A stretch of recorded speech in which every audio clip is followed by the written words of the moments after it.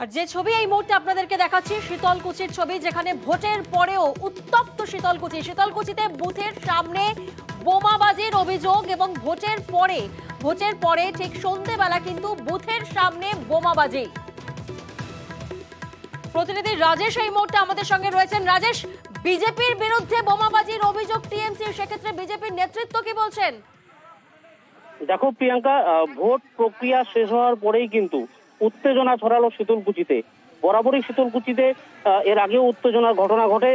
আজ সকাল থেকে শীতলকুচির বিভিন্ন জায়গায় সংঘর্ষ এবং উত্তেজনার ঘটনা ঘটে। আজ শীতলকুচি হাই স্কুলের 245 এবং 246 নং বুথের সামনে বোমাবাজির অভিযোগ ওঠে বিজেপির বিরুদ্ধে।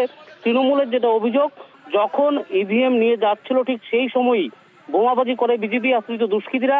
5টি বোমা নিক্ষেপ করে 4টি বোমা বিস্ফোরণ হলেও একটি বোমা কিন্তু ঘটনাস্থলেই থাকে।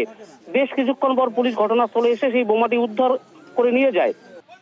এই মুহূর্তে পরিস্থিতি নিয়ন্ত্রণে রাজেশ? দেখো, তারপর বিশাল পুলিশ এবং কেন্দ্রীয় বাহিনী ঘটনাস্থলে গিয়ে পরিস্থিতি নিয়ন্ত্রণে আনে এবং তৃণমূল কর্মীদের উপর পুলিশি অত্যাচারের প্রতিবাদে তারা বিক্ষোভও দেখায়। কিন্তু বিজেপির ঘটনার অভিযোগ অস্বীকার এবং তাদের বিরুদ্ধে সুরক্ষা হচ্ছে বলে দাবি করেছে।